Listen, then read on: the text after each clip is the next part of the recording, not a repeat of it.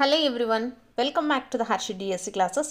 ఈరోజు ఈ వీడియోలో 8th క్లాస్కి సంబంధించి బయాలజీ అయితే చూద్దాము. జీవశాస్త్రం సెమిస్టర్ 1లో ఉండేటటువంటి 3 లెసన్స్ కూడా టెక్స్ట్ బుక్ ఎక్స్ప్లెనేషన్తో అయితే చూద్దాము. With practice bits, lesson back side ఉండేటివి ఇంపార్టెంట్ ప్రాక్టీస్ బిట్స్ అన్నీ కూడా ఈ వీడియోలో ఎక్స్ప్లెయిన్ చేసుకుందాము. సో వీడియో వచ్చేసి స్టార్టింగ్ నుంచి ఎండ్ వరకు చూడండి. టెక్స్ట్ బుక్ చూసే పని లేకుండా ప్రతి ఒక్క ఇంపార్టెంట్ పాయింట్ కూడా ఎక్స్ప్లెనేషన్ అయితే ఉంటుందండి. విత్ టెక్స్ట్ బుక్తో ఉంటుంది కాబట్టి మీకు ఏ డౌట్ అవసరం లేదు. ఇది టెక్స్ట్ బుక్ మాత్రమే. సో దీంట్లో నుంచి మాత్రమే మనకు బిట్స్ వస్తాయి కాబట్టి టెక్స్ట్ బుక్లో ఉండేటటువంటి ప్రతి ఒక్క అంశం కూడా క్లియర్గా ఎక్స్ప్లెయిన్ చేసుకుందాము. వీడియో స్టార్టింగ్ నుంచి ఎండ్ వరకు చూడండి. అలాగే 8th క్లాస్ ఫిజికల్ సైన్స్కి సంబంధించి సెమిస్టర్ 1లో ఉండే అన్ని టాపిక్స్ ప్రాక్టీస్ బిట్స్ ఎక్స్ప్లెయిన్ చేయడం జరిగింది. వాటి యొక్క లింక్ కింద డిస్క్రిప్షన్లో ఇస్తాను. ఒకసారి చదువుకోవాలి, లేకపోతే ప్రాక్టీస్ బిట్స్కి ఆన్సర్స్ కావాలి అనుకున్నా కూడా ఒకసారి అయితే చూసుకోండి. సో ఈ వీడియోలో బయాలజీకి సంబంధించినటువంటి 3 లెసన్స్ ఉన్నాయి కదా. సో 3 లెసన్స్ కూడా మనం కంప్లీట్గా ఎక్స్ప్లెయిన్ చేసుకుందాం విత్ ప్రాక్టీస్ బిట్స్ అండి. సో మళ్ళీ మీరు టెక్స్ట్ బుక్ చదివే పని లేకుండా ఒకసారి అయితే చూసుకుందాము. సో ఆల్రెడీ చదివిన వాళ్ళు ఒకసారి జనరల్గా చదివేసేయండి, అన్నీ కూడా కవర్ అయ్యే విధంగా ఉంటుంది. సో ఫస్ట్ లెసన్ చూసుకుంటే సూక్ష్మజీవులు, స్నేహితులు, శత్రువుల గురించి అయితే మనము చూద్దాము. సో మనం సాధారణంగా మన కళ్ళతో చూడలేని ఇతర జీవులు కూడా మన చుట్టూ అయితే ఉంటూ ఉంటాయి. సో అటువంటి వాటిని ఏమని చెప్తామండి, మనము సూక్ష్మజీవులు అంటారు. ఉదాహరణకు చూసుకుంటే వర్షాకాలంలో తేమగా జొన్న ఉన్నటువంటి రొట్టె చెడిపోవడము, మరియు దాని ఉపరితలం పైన మనము బూడిద రంగు తెల్లటి మచ్చలతో కప్పబడి ఉండటాన్ని మనం గమనిస్తూ ఉంటాం. సో అదే మనకు సూక్ష్మజీవులు దాని మీద ఉన్నట్టండి. కాబట్టి అటువంటివి మనం బ్రెడ్ పైన కానీ జనరల్గా దేంతో మనకు ఏది పాడైపోయినటువంటి వస్తువు అయినా సరే, సో దాని మీద మనము ఈ సూక్ష్మజీవులు పెరగటాన్ని మనము చూడొచ్చు. సో సూక్ష్మజీవులను వచ్చేసి ప్రధానంగా 4 రకాలుగా అయితే వర్గీకరించవచ్చండి. ఇవి సూక్ష్మజీవులు కాబట్టి మనం దేంతో చూడగలము, వీటిని భూతద్దాలతో మాత్రమే చూడొచ్చు. సో ఇంకా చూడలేనటువంటి వాటిని వచ్చేసి మనము సూక్ష్మదర్శిని సహాయంతో వీటిని చూస్తామండి. సో కాబట్టి వీటిని మనం సూక్ష్మజీవులు అంటాం. కంటికి కనిపించేవి వచ్చేసి మనకు జనరల్గా భూతద్దాలతో చూసినా సరిపోతుంది. ఇంకా కనిపించట్లేదు అంటే వాటిని మనము సూక్ష్మదర్శిని సహాయంతో చూడగలమండి. సూక్ష్మజీవులు మనకు 4 ప్రధాన సమూహాలు కదా. అవి ఏంటివి అంటే బ్యాక్టీరియా, శిలీంధ్రాలు, ప్రోటోజోవా, శైవలాలు. ఇవి మనకు 4 వర్గాలుగా సూక్ష్మజీవులను వర్గీకరించారు. వైరస్లు కూడా సూక్ష్మజీవులే, కానీ ఇవి సూక్ష్మజీవుల కన్నా భిన్నమైనవి అన్నమాట. అయితే అతిదేహి జీవి యొక్క కణాల లోపల మాత్రమే ప్రత్యుత్పత్తి జరుపుకుంటాయి.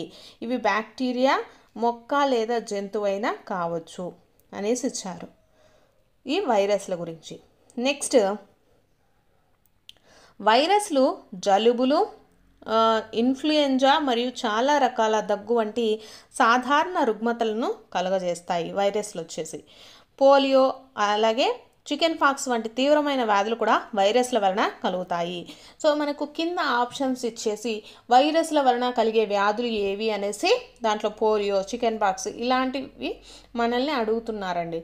సో గుర్తుపెట్టుకోండి, ఈ పోలియో అలాగే చికెన్ పాక్స్ ఇవి వచ్చేసి మనకు వేటి వలన కలుగుతాయండి, వైరస్ల వలన కలుగుతాయి. అలాగే విరేచనాలు, మలేరియా వంటి వ్యాధులు ప్రోటోజోవాల వలన కలుగుతాయండి. గుర్తుపెట్టుకోండి, ప్రోటోజోవాల వలన కలిగేటి ఏంటి, విరోచనాలు, మలేరియా వంటి వ్యాధులు ప్రోటోజోవాల వల్ల కలుగుతాయి. నెక్స్ట్, బ్యాక్టీరియా వలన కలిగేటి ఏంటివి అంటే టైఫాయిడ్ మరియు క్షయ అంటే టీబీ అండి వంటివి బ్యాక్టీరియా వలన కలిగే వ్యాధులు. వెరీ వెరీ ఇంపార్టెంట్ అండి, గుర్తుపెట్టుకోండి. 3 కలిపి కూడా మనల్ని ఒకే క్వశ్చన్లో అడిగినా ఆశ్చర్యపోవాల్సిన అవసరం లేదు. సో వైరస్ల వలన కలిగేది ఏంటండి, పోలియో, చికెన్ పాక్స్ అండి. విరేచనాలు, మలేరియా వంటి వ్యాధులు వచ్చేసి మనకు ప్రోటోజోవాల వలన కలుగుతాయి. టైఫాయిడ్, క్షయ వంటివి బ్యాక్టీరియా వలన కలుగుతాయండి. సో ఇది దీని గురించి. నెక్స్ట్ చూసుకుంటే బ్యాక్టీరియాలు అంటే మనకి ఇలా ఉంటాయండి. శైవలాలు క్లామిడోమోనాస్ స్పైరోగైరా ఇవి శైవలాల కిందికి వస్తాయండి. క్రింది వాటిలో శైవలాలను గుర్తించండి అనేసి కూడా ఇవ్వచ్చు. కాబట్టి ఇచ్చినటువంటి మనము ఇతర అంటే టెక్స్ట్ బుక్ అవుట్ సైడ్ ఉండేటటువంటి శైవలాలు నేర్చుకోవాల్సిన పని లేదు. జస్ట్ మనకు టెక్స్ట్ బుక్లో ఉన్న వాటి గురించి అయినా అవగాహన ఉంటే సరిపోతుందండి. క్లామిడోమోనస్, స్పెరోగైరా దేని కిందికి వస్తాయండి? శైవలాల కిందికి వస్తాయి. అమీబా, పారామీషియం ఇవి మనకు దేని కిందకి వస్తాయండి? ప్రోటోజోవాల కిందికి వస్తాయి. నెక్స్ట్ శిలీంధ్రాల కిందికి చూసుకుంటే రొట్టె మీద బూజు ఉంటుంది కదా, బ్రెడ్ మోల్స్ అంటారు. సో ఇవి పెన్సిలియం, అలాగే అబ్జరిల్లస్ అండి. అబ్జరిల్లస్ ఇవి వచ్చేసి మనకు శిలీంధ్రాల కిందికి వస్తాయి ఎగ్జాంపుల్గా. సో గుర్తుపెట్టుకోండి, బ్రెడ్ మౌల్స్, పెన్సిలియం, ఆస్బరిల్లస్ వచ్చేసి మనకు దేని కిందకి వస్తాయి? శిలీంధ్రాల కింద వస్తాయి. ప్రోటోజోవాల కింద ఏమొస్తాయండి? అమీబా, పారామిషియము. శైవలాల కిందికి క్లామిడోమోనస్, స్పెరోగైరా. ఇవి ఎగ్జాంపుల్స్ అండి. వీటికి వెరీ వెరీ ఇంపార్టెంట్ అండి. ఇవి కూడా అడగచ్చు ఎగ్జామ్లో. Next question. నెక్స్ట్ స్నేహపూర్వక సూక్ష్మజీవులు వచ్చేసి సూక్ష్మజీవులను వివిధ ప్రయోజనాల కోసం ఉపయోగిస్తారు. వీటిని పెరుగు, బ్రెడ్, కేకుల తయారీలో కూడా ఉపయోగించడం అయితే జరుగుతుందండి. పూర్వకాలం నుంచి సూక్ష్మజీవులను ఆల్కహాల్ తయారీకి ఉపయోగిస్తారు. సూక్ష్మజీవులను ఎక్కడ ఉపయోగిస్తాం మనము? ఆల్కహాల్ తయారీలలో ఉపయోగిస్తారండి. అలాగే వీటిని పర్యావరణం శుభ్రం చేయడంలో కూడా ఉపయోగిస్తారు.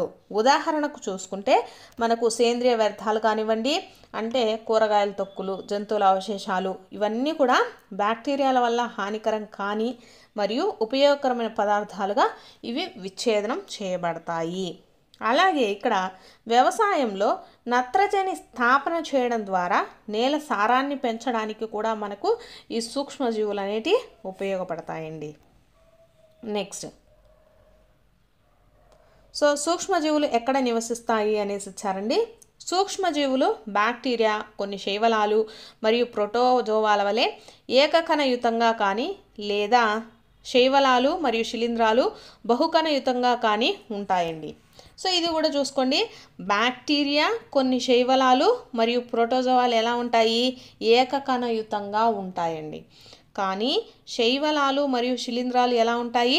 బహుకణయుక్తంగా ఉంటాయి. వీటిల్లో బహుకణాలు ఉంటాయండి. ఏకకణం ఉండేటి ప్రోటోజోవాలు, బ్యాక్టీరియాలు, శైవలాలు. చల్లని మంచు వాతావరణం నుండి వేడి నీటి బుగ్గల వరకు, ఎడారుల నుండి చిత్తడి భూముల వరకు అన్ని వాతావరణ పరిస్థితులలో మనకు సూక్ష్మజీవులు అనేటివి స్వేచ్ఛగా పెరుగుతాయండి. నెక్స్ట్ పెరుగు అనేక సూక్ష్మజీవులను కలిగి ఉంటుందన్నమాట. వీటిలో లాక్టోబాసిల్లస్ అనే బ్యాక్టీరియం పెరుగు ఏర్పడడానికి ప్రోత్సహిస్తుంది. ఇది కూడా గుర్తుపెట్టుకోండి, లాక్టోబాసిల్లస్ అనేటటువంటి బ్యాక్టీరియా వల్లనే మనకు పెరుగు అనేది ఏర్పడుతుందన్నమాట.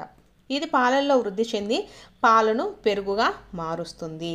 అలాగే జున్ను, ఊరగాయలు మరియు అనేక ఇతర ఆహార పదార్థాల తయారీలలో కూడా బ్యాక్టీరియాలు అయితే పాల్గొంటాయండి. సో మనకు పెరుగులో ఏ బ్యాక్టీరియా ఉంటుందండి? లాక్టోబాసిల్లస్ అనేటటువంటి బ్యాక్టీరియా అయితే ఉంటుంది. నెక్స్ట్ ఈస్ట్ వలన చక్కెర ఆల్కహాల్గా మార్చడం వలన ఏర్పడిన ఆల్కహాల్ వాసన చక్కెరను ఆల్కహాల్గా మారుస్తుందన్నమాట. సో చక్కెరను ఆల్కహాల్గా మార్చే ప్రక్రియను ఏమంటామండి? కిణ్వనం అంటారండి. గుర్తుపెట్టుకోండి, చక్కెరను ఆల్కహాల్గా మార్చే ప్రక్రియను కిణ్వనం అంటారు. ఈ లూయి పాశ్చర్ వచ్చేసి 1857లో కిణ్వనంను కనుగొన్నారు. కిణ్వనంను కనుగొన్నది ఎవరు అంటే లూయిస్ పాశ్చర్ అండి. నెక్స్ట్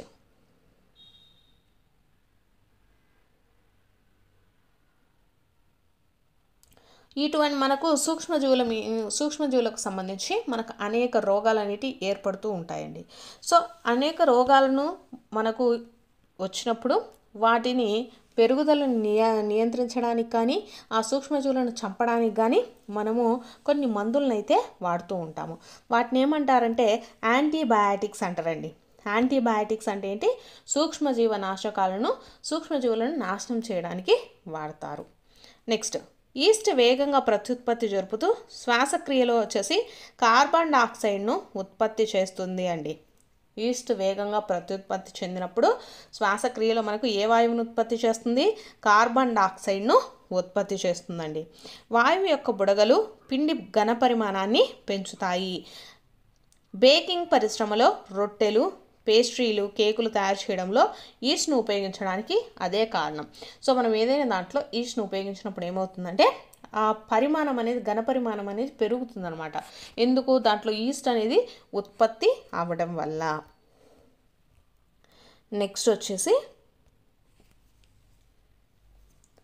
1929లో వచ్చేసి అలెగ్జాండర్ ఫ్లెమింగ్ వ్యాధికారక బ్యాక్టీరియాల వర్ధనంపై పరిశోధనలు చేస్తుండగా తన వర్ధనం ప్లేట్లలో ఒకదానిలో చిన్న ఆకుపచ్చని శిలీంధ్రం యొక్క సిద్ధ బీజాలను అయితే కనుక్కున్నారు.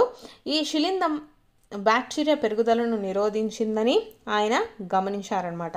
వాస్తవానికి బ్యాక్టీరియాను చంపింది కూడా. ఈ శిలీంధ్రం నుండే పెన్సిలిన్ తయారు చేయబడింది. అలెగ్జాండర్ ఫ్లెమింగ్ అండి. పెన్సిలిన్ను తయారు చేసింది ఎవరు అంటే Alexander Fleming. Next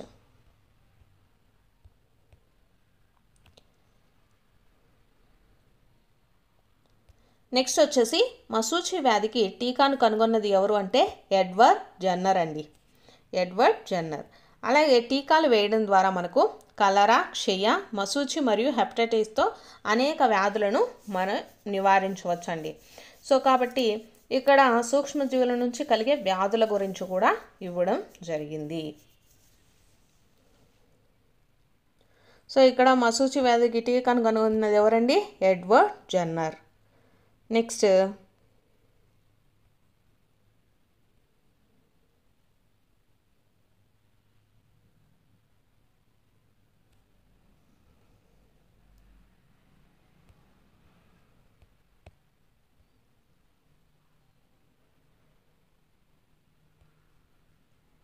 next important points చూసుకున్నట్లయితే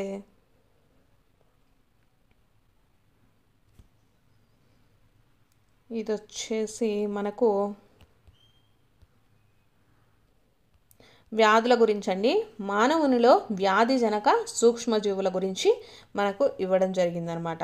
సో మనం పీల్చే గాలి, తాగే నీరు లేదా మనం తినే ఆహారం ద్వారా వ్యాధిజనకాలు వచ్చేసి మన శరీరంలోనికి ప్రవహిస్తూ ఉంటాయి. సో దానివల్ల మనం వ్యాధులకైతే గురి అవుతూ ఉంటాము. సో అలాంటప్పుడు ఏంటంటే దీనికి వచ్చేసి కొన్ని రకాల కీటకాలు, జంతువులు వ్యాధికారక సూక్ష్మజీవులకు వాహకాలుగా అయితే పనిచేస్తాయి. అటువంటి వాహకాలలో ఈగ ఒకటి అనమాట. ఈగలు ఏం చేస్తాయండి? చెత్త, విసర్జిత పదార్థాలపైన అవి వాలి మళ్ళీ మన మీద వాలినప్పుడు మనకేమవుతుందండి? వ్యాధి జనకాలను బదిలీ చేస్తూ ఉంటాయి. అలా ఎవరైతే కలుషితమైన ఆహారాన్ని తింటూ ఉంటారో వాళ్ళ అనారోగ్యానికి గురి అవుతూ ఉంటారు. సో మనకు మలేరియా పరాన్నజీవిని ప్లాస్మోడియం వ్యాప్తి చేసే ఆడ అనాఫిలిస్ దోమ, ఆడ ఏడిస్ దోమ డెంగ్యూ వైరస్కి వాహకంగా పనిచేస్తుందన్నమాట.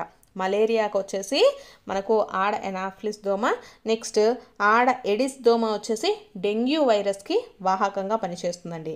మలేరియా, డెంగ్యూ వచ్చేసి ఎలా వ్యాప్తి చెందాయో చూసారు కదా. ఆడ ఎనాఫిలిస్ దోమ గురించి మనకి ఇవ్వడం జరిగిందండి. నెక్స్ట్ వచ్చేసి మానవుల్లో సూక్ష్మజీవుల వలన కలిగే కొన్ని సాధారణ వ్యాధులు ఇచ్చారు. సో మనకు క్షయ, తట్టు, చికెన్ పాక్స్, పోలియో అనేది దేని ద్వారా వస్తుంది అనేసి మనల్ని క్వశ్చన్ అడుగుతూ ఉంటారండి. సో క్షయ వచ్చేసి బ్యాక్టీరియా ద్వారా వస్తుంది. తట్టు, చికెన్ పాక్స్ ఈ రెండు కూడా మనకు వైరస్, పోలియో కూడా వైరసేనండి. నెక్స్ట్ కలరా టైఫాయిడ్ వచ్చేసి మనకు దేనివల్ల వస్తుందండి? బ్యాక్టీరియా వలన వస్తుంది. హెపటైటిస్ ఏ అనేది వైరస్ వల్ల అండి. ఈ క్రింది వారిలో వైరస్ వలన కలిగే వ్యాధులు అనేసి ఇలా ఇవ్వచ్చు. సో హెపటైటిస్ ఏ అనేది మనకు వైరస్ వలన కలిగే వ్యాధి. నెక్స్ట్ మలేరియా వచ్చేసి దేని వలన కలుగుతుందండి? ప్రోటోజోవా వలన మలేరియా వ్యాధి కలుగుతుంది. నెక్స్ట్ జంతువులలో వ్యాధికారక సూక్ష్మజీవులు చూద్దాము. అనేక సూక్ష్మజీవులు మానవులు మరియు మొక్కలలోనే కాకుండా ఇతర జంతువుల్లో కూడా వ్యాధులను కలిగిస్తాయన్నమాట. ఫర్ ఎగ్జాంపుల్ చూసుకుంటే ఆంథ్రాక్స్ అనే బ్యాక్టీరియం వల్ల మానవులలోనూ పశువులలోనూ కలిగేటటువంటి ప్రమాదకరమైన వ్యాధి. పశువులలో వచ్చే గాలికుంటు వ్యాధి వైరస్ వలన కలుగుతుంది. మనకు పశువులలో గాలికుంటు వ్యాధి అనేది చూస్తూ ఉంటాం కదా. సో అది వచ్చేసి మనకు ఎలా కలుగుతుందంటే వైరస్ వలన కలుగుతుందండి. సో ఇక్కడ మనకు రాబర్ట్ కోచ్ అనేటటువంటి శాస్త్రవేత్త ఆంథ్రాక్స్ వ్యాధికి కారణమయ్యే బ్యాక్టీరియా బ్యాసిల్లస్ ఆంథ్రాసిస్ అని కనుగొన్నాడు అనమాట. మనకు ఆంథ్రాక్స్ వ్యాధి అనేది వస్తుంది కదా. సో దేనివల్ల వస్తుందంటే అదొక బ్యాక్టీరియా అండి. సో ఆ బ్యాక్టీరియా మనకు దేనివల్ల వస్తుంది, బ్యాసిల్లస్ ఆంథ్రాసిస్ అని కనుగొనడం జరిగింది. నెక్స్ట్ చూసుకుంటే మొక్కలకు సోకే వ్యాధులు ఇచ్చారండి. మొక్కలకు వచ్చేసి సోకే వ్యాధులు వచ్చేసి సిట్రస్ క్యాంకర్ అనేది మనకు బ్యాక్టీరియా వలన కలుగుతుందండి. సో ఇది గాలి ద్వారా వ్యాప్తి చెందుతుంది. గోధుమలలో మనం ఎక్కువగా కుంకుమ తెగులు అనే దాన్ని చూస్తాము. సో ఇది మనకు శిలీంధ్రాల వల్ల వస్తుంది. ఇది గాలి ద్వారా కానీ విత్తనాల ద్వారా కానీ వ్యాప్తి అయితే చెందుతుంది. నెక్స్ట్ బెండకాయలో పసుపు ఈనెల మొజాయిక్ తెగులు అనేది మనము చూడొచ్చు. సో ఇది వచ్చేసి వైరస్ వలన వస్తుంది. దీన్ని వ్యాప్తి చెందేటివి ఏంటి అంటే కీటకాల ద్వారా మనకు బెండకాయలలో వచ్చేసి పసుపు ఈనెల మొజాయిక్ తెగులు అనేది ఏర్పడుతుంది. సో ఇది వైరస్ అండి. నెక్స్ట్ ఆహారం విషతుల్యం కావడం, ఫుడ్ పాయిజనింగ్ అనేసి ఇచ్చారండి. ఫుడ్ పాయిజనింగ్ వచ్చేసి మనకు ఎలా జరుగుతుంది అంటే ఒక్కొక్కసారి మనము పాడైపోయినటువంటి ఆహార పదార్థాలను తినడం వల్ల మనకు వాంతులు విరేచనాలు వస్తుంటాయి కదా. సో దాన్ని ఫుడ్ పాయిజన్ అంటారు. సో ఆహారం నిల్వ చేయడం, ఆహారం వచ్చేసి మనం ఎలా నిల్వ చేసుకోవాలో అందరికీ తెలిసిందే కదా. సో మనం మంచి పద్ధతుల ద్వారా నిల్వ చేసుకోవాలి. నెక్స్ట్ రసాయన పద్ధతి ద్వారా ఎలా చేస్తారు నిల్వ అనేది చూద్దాము. ఉప్పు, వంట నూనెలు సూక్ష్మజీవుల పెరుగుదలను నిరోధించడానికి ఉపయోగపడే సాధారణ రసాయనాలండి. వంటలకు ఉపయోగించడానికి సూక్ష్మజీవుల పెరుగుదలను నిరోధించడానికి వాడేటటువంటి సాధారణ రసాయనాలు ఏవి అంటే ఉప్పు, వంట నూనెలండి. అందువల్ల వీటిని నిల్వ చేసే పదార్థాలు ప్రిజర్వేటివ్స్ అని అంటారు.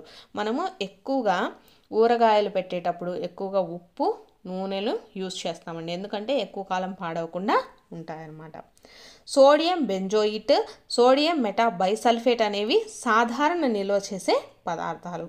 అంటే మనకు రసాయన పదార్థాలు ఏవి అంటే సోడియం బెంజోయేట్ అండి, సోడియం మెటాబైసల్ఫేట్ అనే వాటిని కూడా మనము ఈ ఆహార పదార్థాలను సాధారణంగా నిల్వ చేయటకు వాడుతూ ఉంటాం. వీటిని జాములు అలాగే స్క్వాష్లలో కూడా పాడవకుండా ఉపయోగిస్తారు. ఏంటివండి, సోడియం బెంజోయిట్, సోడియం మెటాబైసల్ఫేట్. మనం సాధారణంగా ఉప్పుతో వేటిని నిల్వ చేస్తామండి, ఊరగాయలు కానీ మాంసం కానీ చేపలను నిల్వ చేయడానికి ఉప్పుతో ఎక్కువగా నిల్వ చేయడం జరుగుతుంది. అదే చక్కెరతో నిల్వ చేసేటి ఏంటి అండి, జాములు, జెల్లీలు, స్క్వాష్లను చక్కెర కలపడం ద్వారా నిల్వ చేస్తారనమాట. చక్కెర తేమ శాతాన్ని తగ్గించి ఆహారాన్ని పాడు చేసే బ్యాక్టీరియా పెరుగుదలనైతే నివారిస్తుందండి. సో కాబట్టి జామ్ కానీ జెల్లీలు, స్క్వాష్లు తయారు చేసేటప్పుడు చక్కెరతో వీళ్ళు నిల్వ చేస్తారు. నెక్స్ట్ నూనె వెనిగర్తో నిల్వ చేయడం అండి. నూనె వెనిగర్ ఉపయోగించడం వల్ల కూరగాయలు చెడిపోకుండా ఉంటాయి, ఊరగాయలు చెడిపోకుండా నిరోధించవచ్చండి. నెక్స్ట్ వేడి చేయడము, శీతలీకరించడం వల్ల కూడా మనము వాటిని పెంచుకోవచ్చు. నెక్స్ట్ వచ్చేసి పాశ్చరైజేషన్ ప్రాసెస్లో కూడా మనము నిల్వ చేసుకోవచ్చండి. పాశ్చరైజ్డ్ పాలను మరిగించకుండానే తీసుకోవచ్చును, ఎందుకంటే దీనిలో హానికరమైన సూక్ష్మజీవులు ఉండవు. పాలను 15 నుంచి 30 సెకండ్ల పాటు సుమారు 70 డిగ్రీల సెంటీగ్రేడ్స్ వరకు వేడి చేసి ఆ పైన వెంటనే చల్లబరిచి వాటిని నిల్వ చేస్తారనమాట. మనకు పాశ్చరైజ్డ్ మిల్క్ అనేది ఉంటుంది కదా, వాటిని డైరెక్ట్గా మనము తాగేయచ్చండి, మళ్ళీ వేడి చేసుకోవాల్సిన పని లేదు. ఎందుకంటే ఇక్కడ ప్రీ హీట్ చేస్తారు, ముందే వాటిని హీట్ చేసి చల్లబరిచి ఉంచడం వల్ల మనం వాటిని డైరెక్ట్గా అయితే కన్జ్యూమ్ చేయవచ్చు. సో ఇలాంటి ప్రాసెస్ని ఏమంటామండి, పాశ్చరైజేషన్ అంటారు. సో పాశ్చరైజేషన్ కనుగొన్నది ఎవరు అండి, లూయిస్ పాశ్చర్. నెక్స్ట్ నిల్వ ప్యాకింగ్స్ అండి. ఈ రోజుల్లో ఎండు ఫలాలు, డ్రై ఫ్రూట్స్, కూరగాయలను సూక్ష్మజీవుల దాడి నిరోధించడానికి గాలి లేని బిగుతైన సీల్ చేయబడిన ప్యాకెట్లలో విక్రయిస్తూ ఉన్నారు. మనకు ఎయిర్ టైట్ కంటైనర్స్ ఉంటారు కదా, సో అటువంటి వాటిల్లో కూడా మనము ఈ సూక్ష్మజీవుల నుంచి కాపాడుకోవచ్చండి. నెక్స్ట్ నత్రజని స్థాపన అనేసి ఇచ్చారు. మనం 6-7 తరగతుల్లో రైజోబియం అనే బ్యాక్టీరియా గురించి తెలుసుకున్నాము. ఇది చిక్కుడు జాతి మొక్కలలో నత్రజని స్థాపనలో పాల్గొంటుందన్నమాట. ఈ రైజోబియం అనేది ఎందుకండి యూజ్ అయ్యేది? నత్రజని స్థాపనలో మనకు ఇది ఉపయోగపడుతుంది. బీన్స్ మరియు బఠానీ వంటి చిక్కుడు జాతి లెగుమినేసి మొక్కల వేరు బుడిపెలల్లో ఈ రైజోబియం వచ్చేసి సహజీవనం చేస్తుందండి. మనకు చాలాసార్లు అడిగారు ఈ క్రింది వాటిలో సహజీవనం చేసేటటువంటి బ్యాక్టీరియా ఏదేని లైజోబియము అనేసి మనకు చాలాసార్లు ఇచ్చారు. సో ఏంటిదండి ఇది? లెగుమినేసి మొక్కలలో అంటే వేరు బుడిపెలల్లో సహజీవనం చేసేటటువంటిది ఏది అంటే రైజోబియం బ్యాక్టీరియా. కొన్నిసార్లు మెరుపుల వల్ల కూడా నత్రజని స్థాపన అయితే జరుగుతుందండి. కానీ వాతావరణంలో నత్రజని పరిమాణం స్థిరంగా ఉంటుందని మీకు తెలుసు అనేసి ఇచ్చారు. సో నత్రజని అనేది మనకు దేని ద్వారా అండి? రైజోబియం అనేటటువంటి బ్యాక్టీరియా ద్వారా నత్రజని స్థాపన అనేది జరుగుతుంది.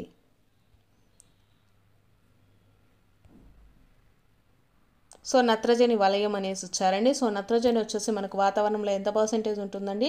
78% ఉంటుందండి. నత్రజని శాతం ఎంత? 78%.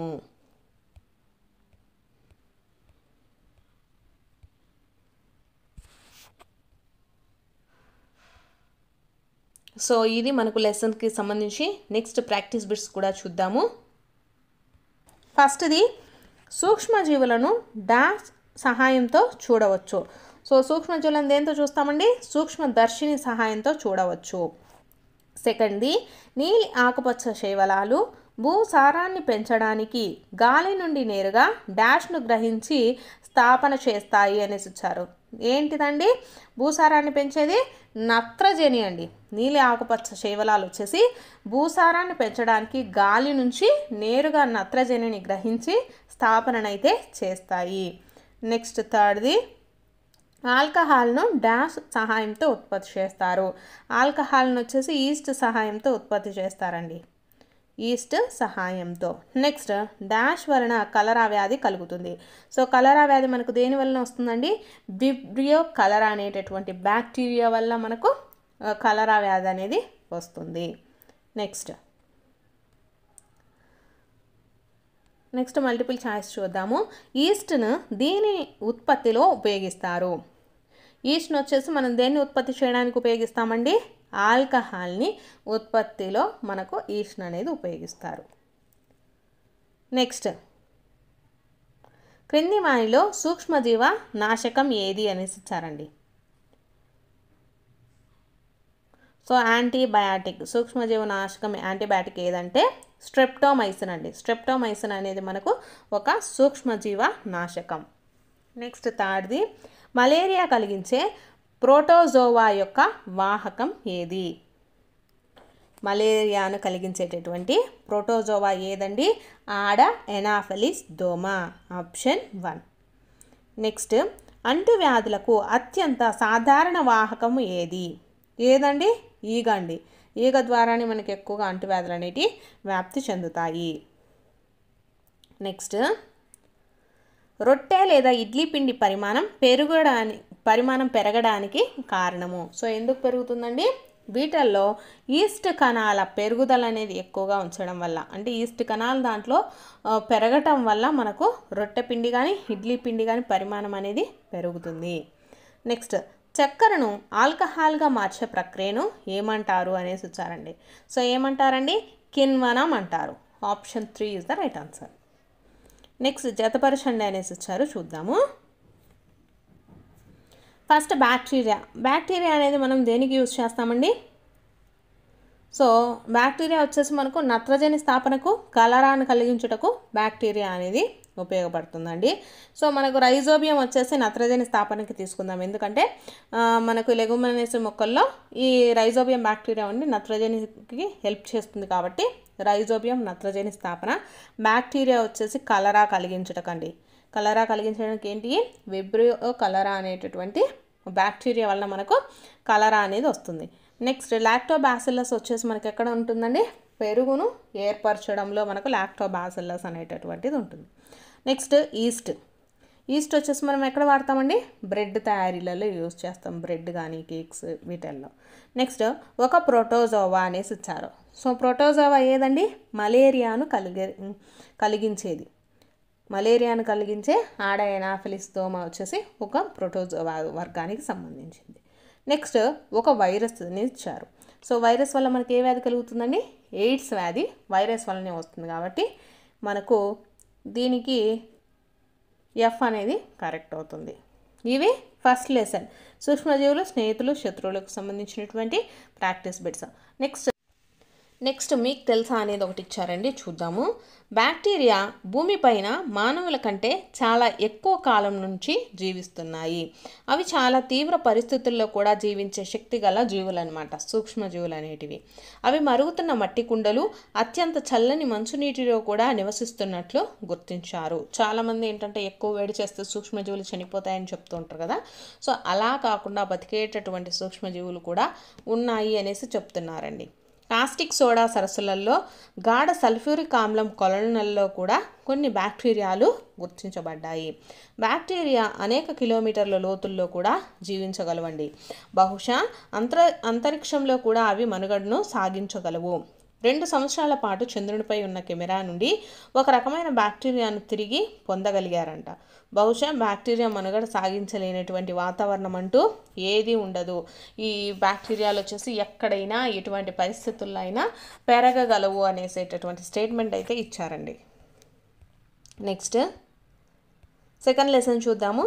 సెకండ్ లెసన్ వచ్చేసి పంట ఉత్పత్తులు, యాజమాన్య పద్ధతులు.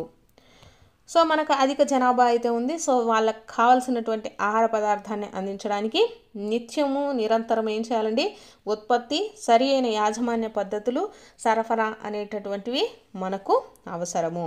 సో వ్యవసాయ పద్ధతుల గురించి చూద్దాము. క్రీస్తు పూర్వము 10,000 వరకు ప్రజలు సంచార జీవనం సాగించేవారు. వారు ఆహారము, ఆవాసం కొరకు వచ్చేసి సమూహాలుగా ఒక చోటు నుండి మరొక చోటికి తిరిగేవారు.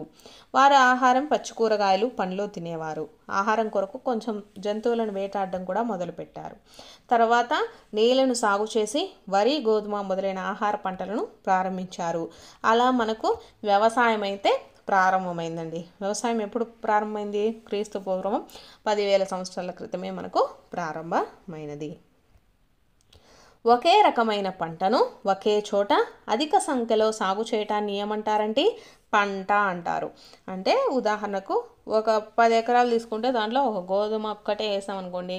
సో అలా ఒకే రకమైన పంటను ఒకే చోట అధిక సంఖ్యలో సాగు చేస్తే దాన్ని ఏమంటాము, పంట అనేసి అంటాం.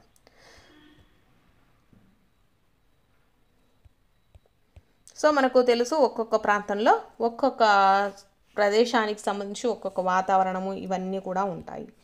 దేశంలో వివిధ ప్రాంతాలలో చాలా రకాల పంటలను అయితే మనం పండిస్తూ ఉంటారు. ఈ వైవిధ్యం ఉన్నప్పటికీ పంటలను ప్రధానంగా అయితే 2 భాగాలుగా గుర్తించారండి. అవి ఏంటివి, ఖరీఫ్ పంటలు, రబీ పంటలు. Very very important. వర్షాకాలంలో పండే పంటలను వచ్చేసి ఖరీఫ్ పంటలు అంటారండి. మన దేశంలో వర్షాకాలం సాధారణంగా జూన్ నుంచి సెప్టెంబర్ మధ్యలో ఉంటుంది. వరి, జొన్న, సోయాబీను, వేరుశెనగ, ప్రత్తి మొదలైనటువంటి ఖరీఫ్ పంటలకి ఎగ్జాంపుల్స్. సో చూసారు కదా. నెక్స్ట్ రబీ. రబీ అంటే ఏంటండి, శీతాకాలము. అక్టోబర్ నుంచి మార్చ్ వరకు పండే పంటలను వచ్చేసి రబీ పంటలు అంటారు. దీంట్లో కూడా మనకి ఏమేమి పండుతాయండి, గోధుమ, పప్పు ధాన్యాలు, బఠానీ, ఆవాలు, అవిసె గింజలు, ఇవన్నీ కూడా మనకు రబీ పంటకి ఎగ్జాంపుల్. నెక్స్ట్ చూద్దాము. నెక్స్ట్ వ్యవసాయ పద్ధతులు అండి. వ్యవసాయ పద్ధతుల్లో ఫస్ట్ ఏం చేసుకోవాలండి, నేలను సిద్ధం చేసుకోవాలి. తర్వాత విత్తనాలను నాటడము. నెక్స్ట్ సేంద్రియ రసాయనిక ఎరువులను కలపటం. తర్వాత నీటిపారుదల ఏర్పాటు, కలుపుల నుండి రక్షణ, పంట కోత కోయటము, తర్వాత పంటను శుభ్రపరచడము లాస్ట్ స్టెప్. ఇది కూడా గుర్తుపెట్టుకోండి. వ్యవసాయ పద్ధతుల్లో స్టెప్ 1 నేలను సిద్ధం చేయటము. నెక్స్ట్ విత్తనాలను నాటడము, సేంద్రియ రసాయనిక ఎరువులను కలపటం, నీటిపారుదల ఏర్పాటు, కలుపు, రక్షణ అండి, పంట కోయటం, పంటను భద్రపరచడం వ్యవసాయ పద్ధతిలో ఉండేటటువంటి స్టెప్స్ అన్నమాట. ఫస్ట్ అయితే నేలను సిద్ధం చేసుకోవాలండి. నేలను సిద్ధం చేసుకోవడానికి మనకు ఏం చేస్తాము, వ్యవసాయంలో నేలను తిరగవేయటము, గుల్లబారేటట్లుగా చేయటం అనేది ముఖ్యమైన పనులలో ఒకటనమాట. దీనివల్ల ఏమవుతుందంటే పంట మొక్కల వేర్లు లోతుగా చొచ్చుకొని పోయి మనకు నేల గుల్లబారకుండా వేర్లు లోతుగా చొచ్చుకొని పోయినప్పుడు సులువుగా గాలి పీల్చుకుంటూ ఉంటాయి. సో దీనివల్ల ఏమవుతుంది, పంట బాగా మనకు చేతికి వస్తుంది అన్నమాట. నెక్స్ట్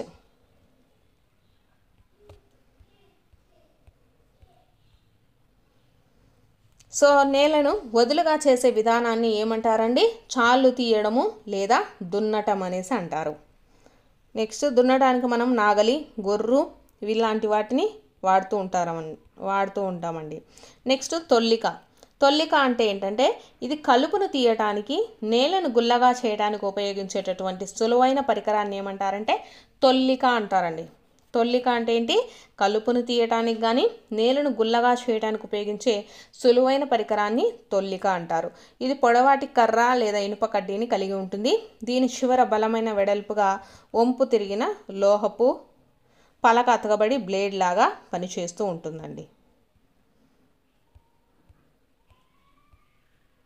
సో ఇక్కడ మనకు తొల్లికకు సంబంధించి పిక్చర్ కూడా ఇచ్చారండి.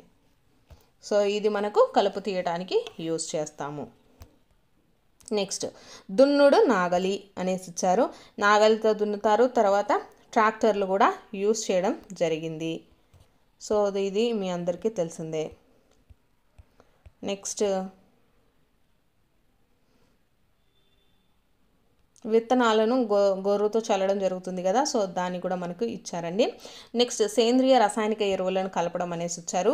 మొక్కలు ఆరోగ్యంగా పెరగడానికి పోషకాల రూపంలో నేలకు అందించే పదార్థాలను సేంద్రియ ఎరువులు లేక రసాయనిక ఎరువులు అనేసి అంటారండి.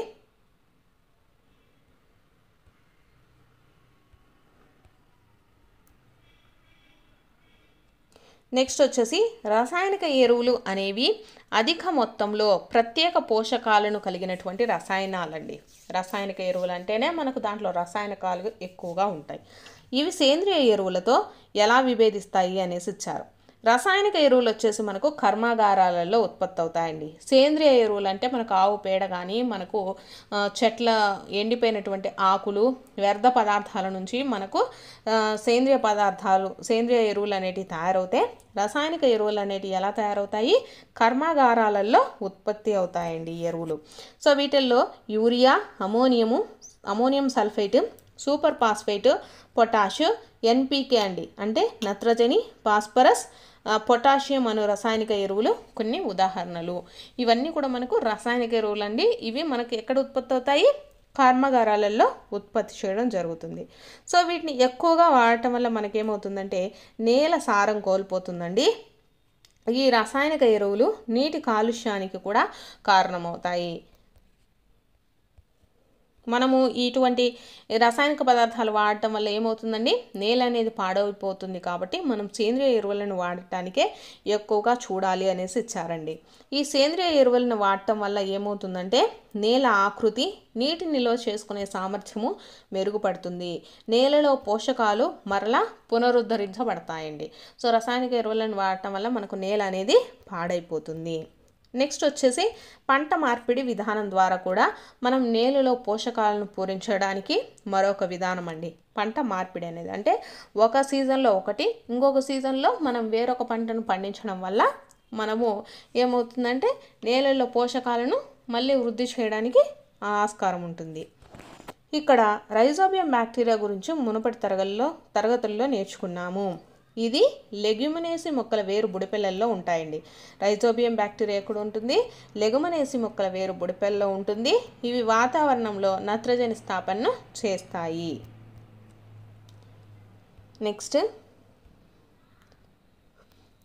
నెక్స్ట్ వచ్చేసి రసాయనిక ఎరువుల గురించి అలాగే సేంద్రియ ఎరువుల గురించి ఇచ్చారండి. రసాయనిక ఎరువులు వచ్చేసి మానవుని చేత తయారు చేయబడతాయి. ఇవి సేంద్రియ ఎరువులు అంటే ఏంటి, మనకు జంతు వృక్ష వ్యర్థాలను విచ్ఛిన్నం చేయడం ద్వారా ఏర్పడేటటువంటి సహజ పదార్థమే సేంద్రియ ఎరువు. ఇవి రసాయన కర్మాగారాలలో తయారు చేస్తారండి. ఇవి సేంద్రియ ఎరువు పొలాలలోనే తయారు చేస్తారు. ఈ రసాయనిక ఎరువు నేలకు హ్యూమస్ను అందించలేదండి. ఈ సేంద్రియ ఎరువు వచ్చేసి హ్యూమస్ అనేది అధికంగా అందించబడుతుంది పంట పొలాలకి. నెక్స్ట్ రసాయనిక ఎరువులు నత్రజని, భాస్వరము, పొటాషియం వంటి వృక్ష సంబంధిత పోషకాలను అధికంగా కలిగి ఉంటుంది. అంటే దీంట్లో వీళ్ళు మాన్యువల్గా యాడ్ చేస్తారు కాబట్టి ఎక్కువగా ఉంటుందండి. దీంట్లో వచ్చేసి సాపేక్షంగా ఉంటాయి. ఎంత మోతాదులో కావాలంటే అంత మోతాదులో మాత్రమే మనకు ఈ సేంద్రియ ఎరువులలో ఉంటాయండి.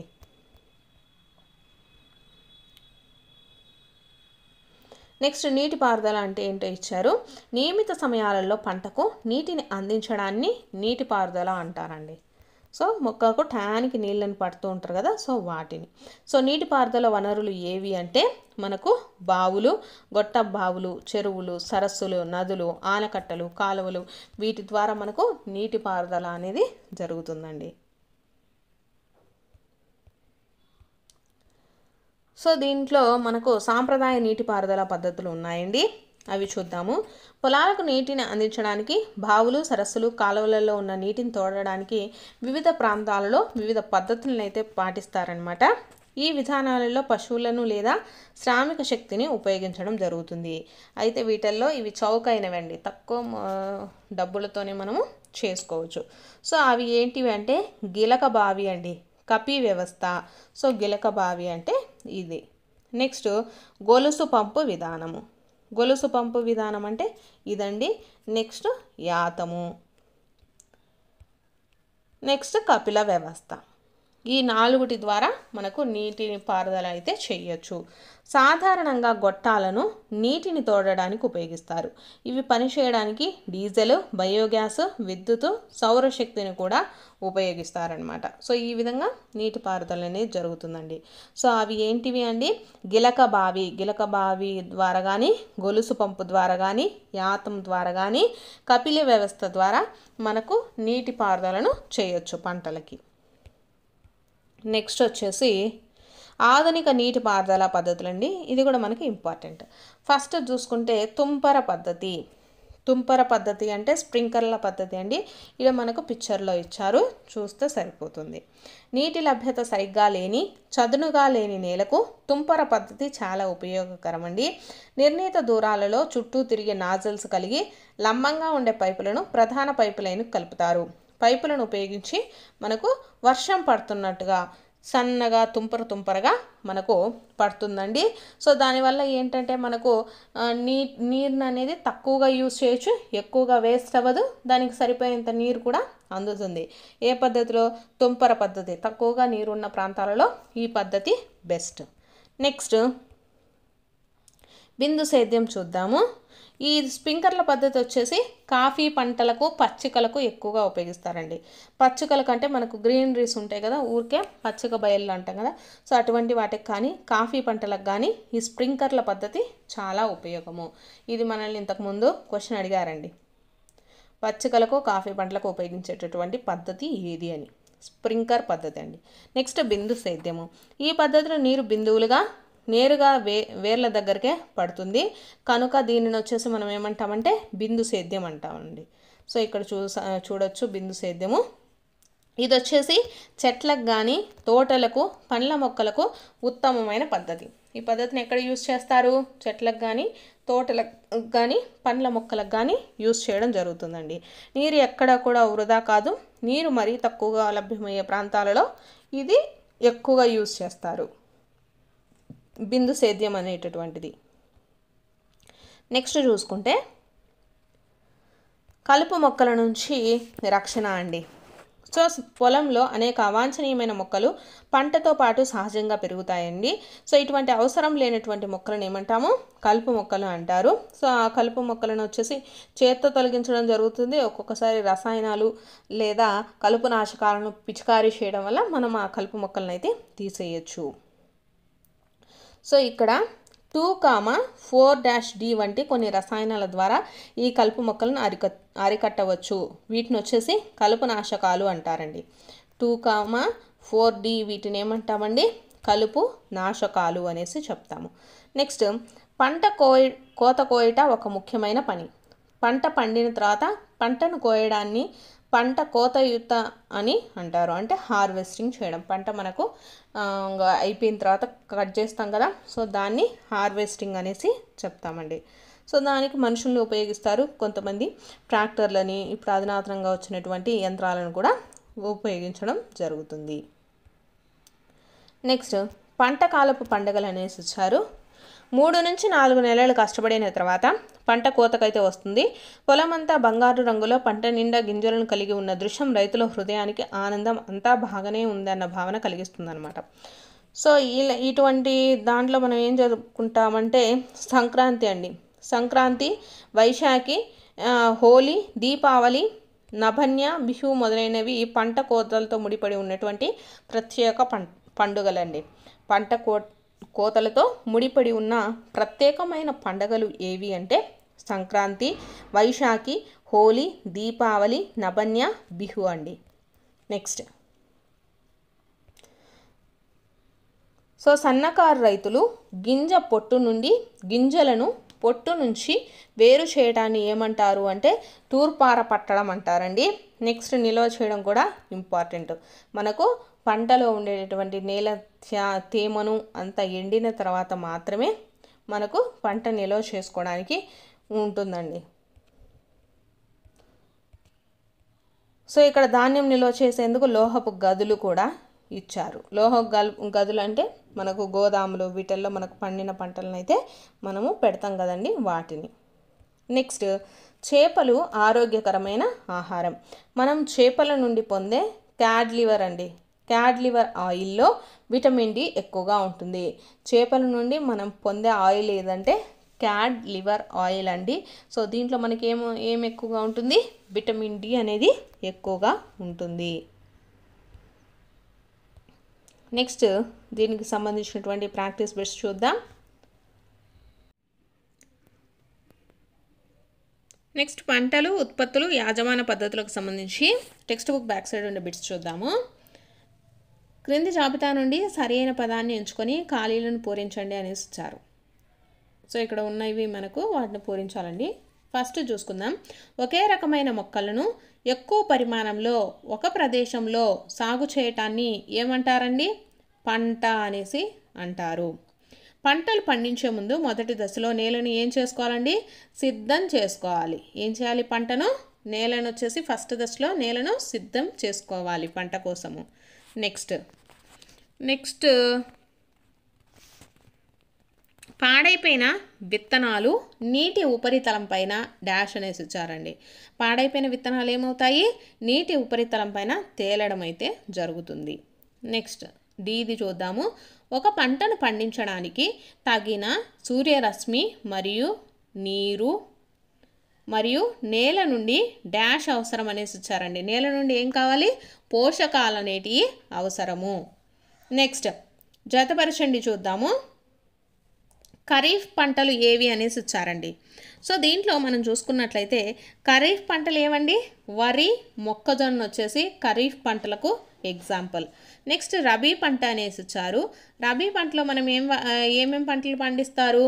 గోధుమ, అలాగే పప్పు దినుసులు, బఠానీ, ఇవన్నీ కూడా రబీ పంటకి ఎగ్జాంపుల్. నెక్స్ట్ రసాయనిక ఎరువుల గురించి ఇచ్చారండి. రసాయనిక ఎరువులు అంటే యూరియా మరియు సూపర్ ఫాస్ఫేట్, ఈ రెండింటిని మనము రసాయనిక ఎరువులుగా చెప్పచ్చు. నెక్స్ట్ సేంద్రియ ఎరువులు అంటే జంతువుల మలమూత్రాలు, ఆవు పేడ మూత్రము మరియు మొక్కల వ్యర్థాలు, వీటి నుంచి తయారైనటువంటి దాన్ని సేంద్రియ ఎరువుగా చెప్తామండి. నెక్స్ట్ ఇక్కడ ఖరీఫ్ పంటకు ఉదాహరణ అనేసి ఇచ్చారు. ఖరీఫ్ పంట అంటే ఏంటండి? వరి మరియు మొక్కజొన్న, ఈ రెండు మనకు ఖరీఫ్ పంటలు. రబీ పంటలు అంటే ఏమొస్తాయండి? గోధుమలు, అలాగే పప్పు దినుసులు, బఠానీ, ఇవి మనకు రబీ పంటకు సంబంధించినవి. సో ఇవి సెకండ్ లెసన్కి సంబంధించిన ప్రాక్టీస్ బిట్స్. నెక్స్ట్ లెసన్ జంతువులలో ప్రత్యుత్పత్తి గురించి చూద్దాము. సో వీడియో చూస్తున్న వాళ్ళు మీకు వీడియో నచ్చితే తప్పకుండా లైక్ చేయండి. మరిన్ని వీడియోస్ కోసం 8th క్లాస్ సెమిస్టర్ 2 కూడా మీకు ఇలానే ఎక్స్ప్లెయిన్ చేస్తే బాగుంటుంది అనిపించిన వాళ్ళకి కంపల్సరీగా లైక్ అయితే చేయండి. ఆ లైక్స్ వల్ల మీరు ఇలా చెప్తే బాగుంటుంది అంటే నేను సెమిస్టర్ 2 కూడా ఇదే విధంగా మీకు ఎక్కడైతే ఇంపార్టెంట్ పాయింట్స్ ఉన్నాయో అవి 1కి 2 సార్లు ఎక్స్ప్లెయిన్ చేసుకుంటూ ఫాస్ట్గా అయితే మీ సిలబస్ కూడా కంప్లీట్ అయిపోతుందండి ఎగ్జామ్ లోపల. సో మీకు నచ్చితే కంపల్సరీ లైక్ అయితే చేయండి. నెక్స్ట్ జంతువులలో ప్రత్యుత్పత్తి గురించి చూద్దాము.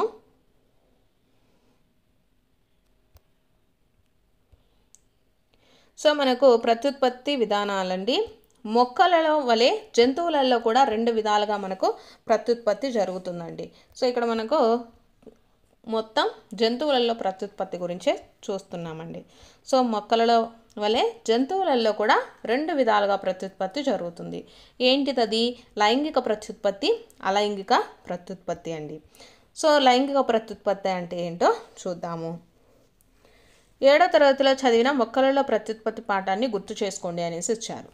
లైంగిక ప్రత్యుత్పత్తి జరిపే మొక్కలు పురుష మరియు స్త్రీ ప్రత్యుత్పత్తి భాగాలను కలిగి ఉంటాయని మీకు జ్ఞాపకం వస్తుంది. సో ఆ భాగాల పేర్లు చెప్పగలరా అనేసి ఇచ్చారు. జంతువుల్లో కూడా పురుష స్త్రీ జీవులు భిన్నమైన ప్రత్యుత్పత్తి భాగాలు లేదా అవయవాలను అయితే కలిగి ఉంటాయండి. మొక్కల్లో మనకు ఎలా అయితే ప్రత్యుత్పత్తి జరుగుతుందో జంతువులలో కూడా జంతువుల ప్రత్యుత్పత్తి అవయవాలు కూడా సంయోగ బీజాలను ఉత్పత్తి చేయగా వాటి కలయిక వలన సంయుక్త బీజం ఏర్పడుతుంది. ఈ సంయుక్త బీజమే ఒక కొత్త జీవిగా అభివృద్ధి అయితే చెందుతుందన్నమాట. పురుష స్త్రీ సంయోగ బీజాల కలయికతో ప్రారంభమయ్యే ప్రత్యుత్పత్తి విధానాన్ని ఏమంటారండి? లైంగిక ప్రత్యుత్పత్తి అంటారు. మనకి ఇక్కడ ఏంటి, మనకు మొక్కలలో ఎలా జరుగుతుందో జంతువులలో కూడా అలాగే జరుగుతుంది అనేసి ఇచ్చారండి. సో ఇక్కడ పురుష స్త్రీ సంయోగ బీజాల కలయిక వల్ల ప్రారంభమయ్యే ప్రత్యుత్పత్తి విధానమే మనకు లైంగిక ప్రత్యుత్పత్తిగా చెప్పడం జరుగుతుంది. నెక్స్ట్ మానవునిలోని ప్రత్యుత్పత్తి భాగాలను మరియు ప్రత్యుత్పత్తి ప్రక్రియను తెలుసుకుందామనేసి ఇచ్చారండి. పురుష ప్రత్యుత్పత్తి అవయవాలు. పురుష ప్రత్యుత్పత్తి అవయవాలలో ఒక జత ముష్కాలు, ఏకవచనం ముష్కం అండి. సో ఒక జత ముష్కాలు అనేసి ఇచ్చారు. 2 శుక్రవాహికలు మరియు ఒక పురుషాంగము ఉంటాయి. ముష్కాల ఉత్పత్తి చేసే పురుష బీజ కణాలను శుక్ర కణాలు అనేసి అంటారు. సో ఈ ముష్కాలు వచ్చేసి కొన్ని మిలియన్ల కొద్ది శుక్ర కణాలను అయితే ఉత్పత్తి చేస్తాయండి. సో ఇక్కడ మనకు మానవుల్లో శుక్రకణం ఎలా ఉంటుంది అనేసి కూడా పిక్చర్ అయితే ఇచ్చారు. సో శుక్రకణాలు సూక్ష్మ పరిమాణంలో ఉన్నప్పటికీ ప్రతి శుక్రకణానికి వచ్చేసి తల, సో ఇక్కడ మనకు పిక్చర్లో ఇచ్చారు కదా, తల, మధ్య భాగము, తోక అనే భాగాలు ఉంటాయండి. ఈ చూడటానికి శుక్రకణము ఏకకణంలాగా కనిపిస్తూ ఉంటుంది. నెక్స్ట్ వచ్చేసి స్త్రీ ప్రత్యుత్పత్తి అవయవాల గురించి ఇచ్చారు. స్త్రీ ప్రత్యుత్పత్తి అవయవాలలో ఒక జత స్త్రీబీజ కోశాలు, ఒక జత స్త్రీబీజ వాహికలు అంటే పాలోపియన్ నాళాలు, గర్భాశయము ఉంటాయి. స్త్రీబీజ కోశం స్త్రీ సంయోగ బీజాలైన అనేసి ఇచ్చారు. సో మనకు మానవుల్లో స్త్రీ ప్రత్యుత్పత్తి అవయవాలు ఎలా ఉంటాయి? ఒక స్త్రీబీజ కోశం ఉంటుంది, ఇక్కడ స్త్రీబీజ వాహిక, గర్భాశయం ఉంటుంది. సో మానవుల పురుష ప్రత్యుత్పత్తి అవయవాలలో ముష్కము, పురుషాంగము, శుక్ర వాహిక. నెక్స్ట్ మానవునిలో స్త్రీబీజ కోశం నుండి ప్రతి నెల ఒక అండం విడుదలై స్త్రీబీజ వాహికలోనికి చేరుతుంది. శిశువు యొక్క అభివృద్ధి గర్భాశయంలోనే జరుగుతుంది. శుక్రకణం వల్లే అండం కూడా ఏకకణమే అండి. శుక్రకణము మనకు అండము ఈ 2 కూడా ఏకకణ జీవులే. సో ఫలదీకరణం ఎలా జరుగుతుంది అనేసి మనకి ఇక్కడ ఇచ్చారు. నెక్స్ట్ జంతువులలోని అండాల పరిమాణాలలో తేడాలు ఉంటాయని చెప్పడం జరిగిందనమాట. సో కోడిలో వలె చాలా పెద్దవిగా ఉండవచ్చు. మానవుల్లో అండాల వలె ఈ అండాలు వచ్చేసి మానవుల్లో అండాల వలె అతి చిన్నవిగా ఉండవచ్చు, కోడిలో వలె చాలా పెద్దవిగా ఉండవచ్చు అనేసి ఇచ్చారు. అండాలన్నింటిలో ఉష్ణపక్షి అండం అతి పెద్దదండి. ఏ పక్షి యొక్క అండము? ఉష్ణపక్షి యొక్క అండం వచ్చేసి మనకు చాలా పెద్దది. నెక్స్ట్ ఫలదీకరణం గురించి ఇచ్చారండి. ప్రత్యుత్పత్తిలో మొదటి దశ శుక్రకణము అండంతో సంయోగం చెందడము. శుక్రకణాలు అండాన్ని చేరుకున్నప్పుడు వాటిలో ఒక శుక్రకణం మాత్రమే అండంతో సంయోగం చెందుతుందన్నమాట. అలా ఒక అండము మరియు ఒక శుక్రకణం సంయోగం చెందడాన్ని ఏమంటామండి? ఫలదీకరణము అనేసి చెప్తాము. నెక్స్ట్ ఫలదీకరణం జరుగు సమయంలో శుక్రకణం యొక్క అండం యొక్క కేంద్రాలు కలిసి ఒకే కేంద్రకంగా ఏర్పడతాయన్నమాట. దీని ఫలితంగా ఒక ఫలదీకృత అండము లేదా సంయుక్త బీజం అనేది ఏర్పడుతుందండి. సంయుక్త బీజం ఎలా ఏర్పడుతుందో కూడా మనకు ఇక్కడ ఇవ్వడం జరిగింది. నెక్స్ట్, స్త్రీజీవి శరీరం లోపల ఫలదీకరణం జరిగితే దాన్ని ఏమంటామండి? అంతర ఫలదీకరణము అనేసి చెప్తాము. సో ఈ అంతర ఫలదీకరణం వచ్చేసి మనకు ఎక్కడ చూడొచ్చు అంటే మానవులు, ఆవులు, కుక్కలు, కోళ్ళతో సహా చాలా జంతువులలో మనకు ఈ అంతర ఫలదీకరణం అయితే జరుగుతుందండి. నెక్స్ట్, టెస్ట్ ట్యూబ్ బేబీల గురించి మీరు విన్నారా అనేసి వచ్చారండి.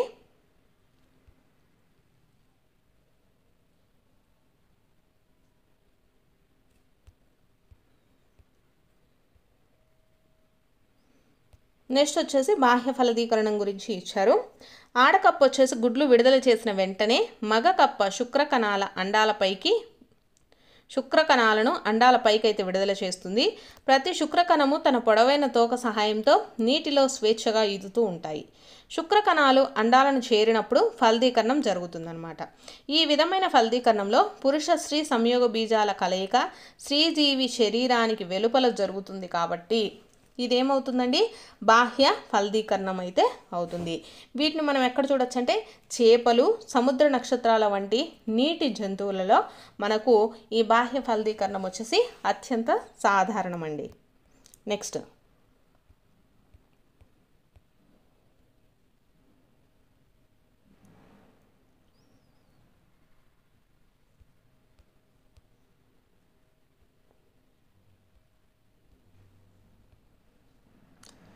వచ్చేసి శరీర భాగాలన్నీ గుర్తించగలిగేటట్లు ఉండే పిండ దశను వచ్చేసి ఏమంటాము అంటే భ్రూణము అనేసి చెప్తామండి. నెక్స్ట్, శిశోత్పాదకాలు అంటే కొన్ని జంతువులు పిల్లల్ని కనగా మరికొన్ని జంతువులు గుడ్లను పెట్టి తర్వాత అవి పిల్లలుగా అభివృద్ధి చెందుతాయండి. సో పిల్లలు కనేటటువంటి జంతువులను మనము శిశోత్పాదకాలు అంటాము. గుడ్లను పెట్టే జంతువులను వచ్చేసి అండోత్పాదకాలు అనేసి చెప్తామండి. సో అది మీకు అందరికీ తెలిసిందే, ఎప్పటి నుంచో చదువుతూ ఉన్నారు కదా. నెక్స్ట్ వచ్చేసి ఇక్కడ మనకు కప్ప జీవిత చక్రం ఇచ్చారండి. కప్ప జీవిత చక్రంలో ఫస్ట్ గుడ్లు పెడుతుంది, తర్వాత తొలి దశ ట్యాడ్పోల్ ద్వారా మళ్ళీ దశ వచ్చేసి ట్యాడ్పోల్, తర్వాత అది ప్రౌఢ కప్పగా మనకు మారుతూ ఉంటుందండి. సో దాన్ని ఏమంటాము? రూప విక్రయం అంటాము. అలా మారుతూ గణనీయ మార్పుల ద్వారా డింబకం వచ్చేసి మనకు ప్రౌఢ జీవిగా మారడాన్ని ఏమంటామండి? రూప విక్రయం అంటాము. సో ఇక్కడ చూద్దాము, గుడ్డు నుంచి ప్రౌఢ దశ వరకు కప్ప జీవిత దశలను పరిశీలించండి అనేసి ఇచ్చారు. సో ఒక్కొక్కసారి మనకు వరుస క్రమం అడుగుతారండి. కప్ప జీవిత దశలలో వరుస క్రమం ఫస్ట్ ఏంటంటే గుడ్డు, తర్వాత ట్యాడ్పోల్ ద్వారా జరుగుతుంది అంటే డింబకము, తర్వాత ప్రౌఢజీవి అనే స్పష్టమైన 3 దశలు వచ్చేసి మనకు కప్పలో కనిపిస్తాయి. నెక్స్ట్, సో ఇప్పుడు అలైంగిక ప్రత్యుత్పత్తి చూద్దాము.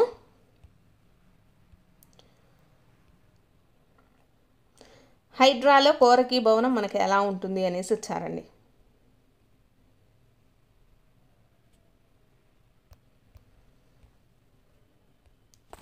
ప్రతి హైడ్రాలో 1 లేదా అంతకన్నా ఎక్కువ బుడిపెలు ఉండవచ్చు.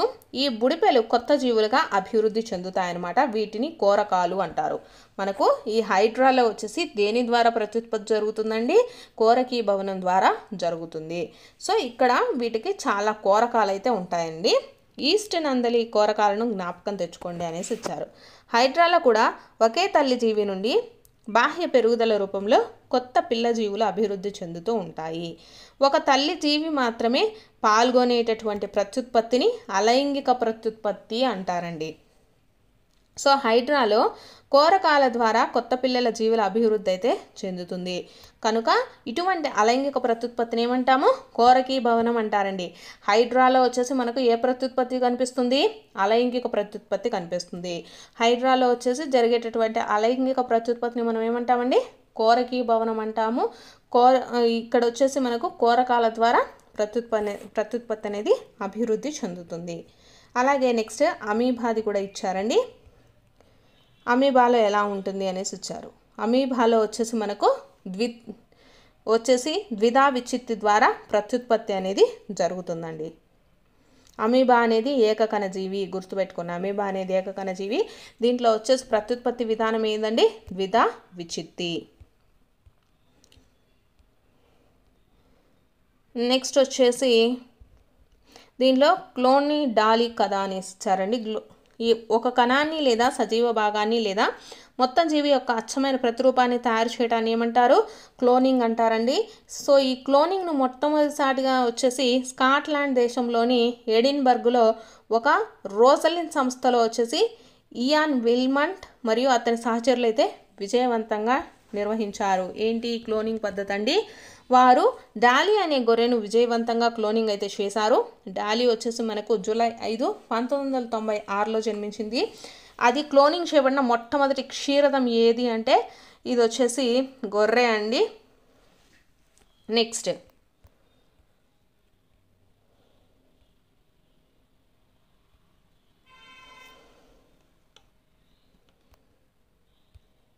దీనికి సంబంధించినటువంటి ప్రాక్టీస్ బిట్స్ కూడా చూద్దాము. దీంట్లో మనకు టెక్స్ట్ బుక్లో ఉన్నాయి కదా, సో ఇవి కూడా చూసేద్దాం. నెక్స్ట్ థర్డ్ లెసన్ వచ్చేసి ప్రత్యుత్పత్తి కదండి. సో ప్రత్యుత్పత్తికి సంబంధించినటువంటిది ప్రాక్టీస్ బిట్స్ అయితే చూద్దాం, టెక్స్ట్ బుక్ బ్యాక్ సైడ్ ఉండేటివి. సో క్వశ్చన్ చూసుకున్నట్లయితే సరి అయిన సమాధానాన్ని ఎంచుకోండి అనేసి ఇచ్చారు. అంతర ఫలదీకరణము జరిగేది అనేసి ఇచ్చారు. ఆప్షన్స్లో శ్రీజీవి శరీరం లోపల, శరీరానికి వెలుపల, పురుషజీవి శరీరం లోపల, పురుషజీవి శరీరానికి వెలుపల అనేసి ఇచ్చారండి.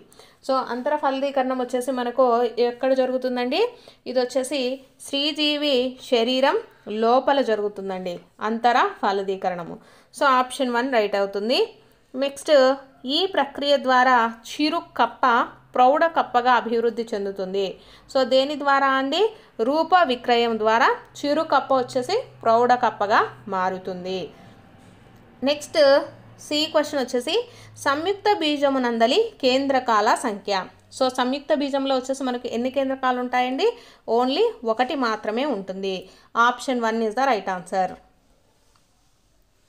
నెక్స్ట్ వచ్చేసి ట్రూ ఆర్ ఫాల్స్, సత్యమా అసత్యమా అనేసి ఇచ్చారు, చూద్దాం ఒకసారి. అండోత్పాదకాలు పిల్లలను కంటాయి అనేసి ఇచ్చారండి, రాంగ్. శిశోత్పాదకాలు అయితేనే అవి పిల్లల్ని కంటాయి. నెక్స్ట్ శుక్రకణము ఒక ఏకకణము.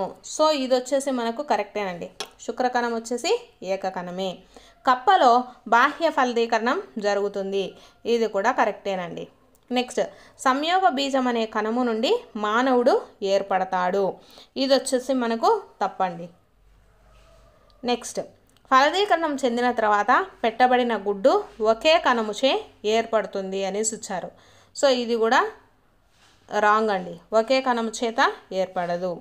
నెక్స్ట్ అమీబా కోరకీ భవనం ద్వారా ప్రత్యుత్పత్తి జరుపుకుంటుంది అనేసి ఇచ్చారండి. సో అమీబా వచ్చేసి ద్విధా విచ్చిత్తి ద్వారా జరుపుకుంటుందండి. హైడ్రా మాత్రమే కోరకీ భవనం ద్వారా ప్రత్యుత్పత్తి జరుపుకుంటుంది. సో ఇది రాంగ్. నెక్స్ట్ అలైంగిక ప్రత్యుత్పత్తిలో ఫలదీకరణము ఒక అత్యవసర ఘట్టము అనేసి ఇచ్చారండి. సో ఫలదీకరణం అనేది తప్పండి, ఇది మనకు రాంగే, ఫాల్స్. నెక్స్ట్ ద్విధా విచ్చిత్తి ఒక అలైంగిక ప్రత్యుత్పత్తి విధానము. సో ఇది కరెక్ట్. నెక్స్ట్ ఫలదీకరణం ఫలితంగా సంయుక్త బీజం అనేది ఏర్పడుతుంది. సో ఇది కూడా కరెక్టే. నెక్స్ట్ పిండము ఏకకణంతో ఏర్పడుతుంది అనేసి ఇచ్చారు. సో ఇది రాంగ్, పిండం అనేసి 2 కణాలతో కలయికతో ఏర్పడుతుందండి. సో ఇది మనకు రాంగ్, ఇది అసత్యము. సో ఇవి వచ్చేసి మనకు ప్రత్యుత్పత్తి లెసన్కి సంబంధించినటువంటి ప్రాక్టీస్ బిట్స్. సో ఇవి 3 లెసన్స్కి సంబంధించినటువంటి ప్రాక్టీస్ బిట్స్.